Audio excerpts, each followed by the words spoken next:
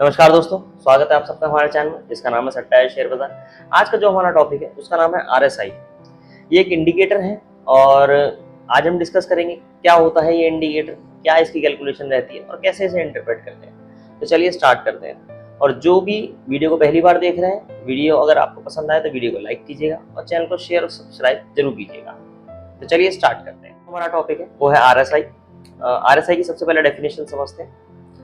RSI की जो definition वो है रिलेटिव स्ट्रेंथ इंडेक्स। ये एक लीडिंग इंडिकेटर है, काफ़ी ज़्यादा कॉमनली यूज इंडिकेटर है। ये एक रेंज बाउंड इंडिकेटर है, कुछ इस फॉर्म में आपको दिखेगा ये। और ये एक रेंज बाउंड रहता है, 0 से 100 की इसकी रेंज रहती है। दो लेवल्स रहते हैं इसमें, 70 और 30 के। और इसमें एक लाइन रहती है जो ये हमारी आरएसआई लाइन होती है और ये इसी की मूविंग एवरेज लाइन होती है। हमारे लिए मेन आरएसआई लाइन है, तो इसी को आगे देखेंगे। सबसे पहले इसकी कैलकुलेशन समझते हैं कि ये कैलकुलेट कैसे होती है। किसी को कैलकुलेशन नहीं समझनी तो वीडियो में आगे जा सकते हैं। कैलकुलेशन समझना कोई मैंडेटरी नहीं है, क्योंकि सॉफ्टवेयर ऑटोमेटिकली कैलकुलेट करते हैं आज की डेट में। तो आपको सिर्फ पंच करना होता है कि कौन सा इंडिकेटर आपने यूज़ करना है। लेकिन आपको नॉलेज पर्पज से अगर जानना है तो मैं आपको बता देता हूँ। इसमें बेसिकली जो फॉर्मूला है वो मेन ये फॉर्मूला है आरएसआई का। एक एग्जाम्पल से समझते हैं जिसमें आरएस की कैलकुलेशन मेन होती है। वो कैसे कैलकुलेट होती है, एक सेट ऑफ डेटा पॉइंट्स होते हैं। जो इसमें कॉमनली यूज होता है वो 14 दिन होता है। तो 14 दिन का डेटा पॉइंट से हम निकालते हैं कि एवरेज इंक्रीज कितना है और एवरेज डिक्रीज कितना है।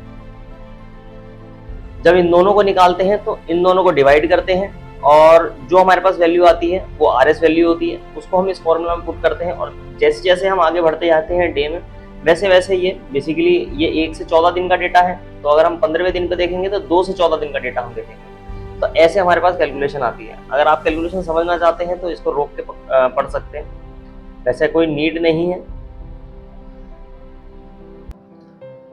मेन जो चीज़ है वो उसकी इंटरप्रिटेशन है, उसको समझना है कि ये इंडिकेटर कह क्या रहा है।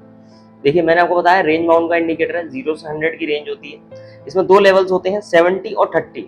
जब भी 30 के नीचे आरएसआई लाइन पहुंचती है तो हमारे पास ये बताती है कि ये ओवरसोल्ड पोजीशन में हो चुका है ये स्टॉक या इंडेक्स। यहाँ से हम बाइंग की अपॉर्चुनिटी को ढूंढेंगे। और जब भी 70 से ऊपर चला गया है, 70 से ऊपर आरएसआई चली गई है, तो ये बताता है कि ये ओवरबॉट पोजीशन में हो चुका है। अब हम सेलिंग की अपॉर्चुनिटी ढूंढेंगे। लेकिन इसमें फॉल सिग्नल भी बहुत जनरेट होते हैं, तो आपको ये इंडिकेटर भी किसी ना किसी के साथ यूज करना पड़ेगा। किसी और इंडिकेटर एमएसएडी के साथ, वॉल्यूम के साथ, चार्टिंग पैटर्न्स के साथ वहां पर यूज करेंगे तो आपको फॉल सिग्नल कम मिलेंगे और आपकी जो ट्रेडिंग की क्वालिटी है वो भी इंप्रूव करेगी। देखिए, टेक्निकल एनालिसिस में कोई भी एक इंडिकेटर पर या किसी भी एक पैटर्न पे आप ट्रेड नहीं कर सकते। आपको अपनी प्रोबेबिलिटी बढ़ाने के लिए इसलिए इतने सारे इंडिकेटर, 10-12 इंडिकेटर नहीं चाहिए, 2-3 इंडिकेटर आपके लिए ठीक है। और चार्टिंग पैटर्न्स हो गए, वॉल्यूम्स हो गए, कुछ अलग से प्राइस पैटर्न्स हो गए, वो देख लिए। तो ये आपको लग रहा है कि आपकी सिचुएशन में है और आपने अपना रिस्क रिवॉर्ड मैनेज कर लिया, तो आप एक अच्छी ट्रेड एग्जीक्यूट कर सकते हैं। तो आरएसआई पे वापस आते हैं। आरएसआई में देखिए, यहाँ पर ये निफ्टी का चार्ट है, 70 से ऊपर गया और उसके बाद ट्रेंड चेंज हो गया। यहां पर उसने सिग्नल दिया था, यहां पर बाई सिग्नल दिया था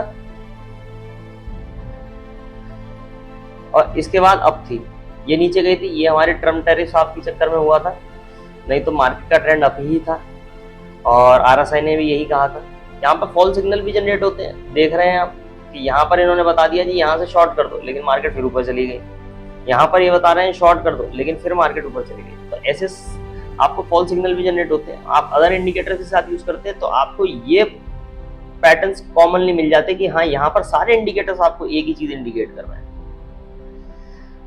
अब जैसा कि मैंने बताया, फॉल सिग्नल का इसलिए ध्यान कर रहा हूँ क्योंकि कोई भी इंडिकेटर आपको परफेक्टली नहीं बताता है। आंख बंद करके किसी पे भी आपको बाइंग या सेलिंग नहीं करनी आपको, और हमेशा दूसरे इंडिकेटर्स के साथ, दूसरे पैटर्न के साथ यूज करना है। और जब भी बताता, मोमेंटम अच्छा बताता है कि 70 से ऊपर है तो आपको पता चल रहा है जी ओवरबॉट पोजीशन चल रही है। यहाँ पर आप अपने दिमाग को प्रिपेयर कर सकते हैं कि यहाँ मुझे शॉर्टिंग की अपॉर्चुनिटी ढूंढनी है, अगर मिल रही है तो ठीक है। और प्राइस एक्शन को देखिए, मार्केट वॉल्यूम को देखिए। तो ये था हमारा आज का आरएसआई का टॉपिक। जिसमें हमने डिस्कस किया आरएसआई के बारे में, आरएसआई की कैलकुलेशन के बारे में और आरएसआई की इंटरप्रिटेशन के बारे में। वीडियो अगर आपको पसंद आई हो तो वीडियो को लाइक कीजिएगा, चैनल को शेयर और सब्सक्राइब कीजिएगा और बेल आइकन को जरूर प्रेस कीजिएगा, जिससे कोई भी नई वीडियो आती है तो उसकी नोटिफिकेशन आप तक पहुंच जाए।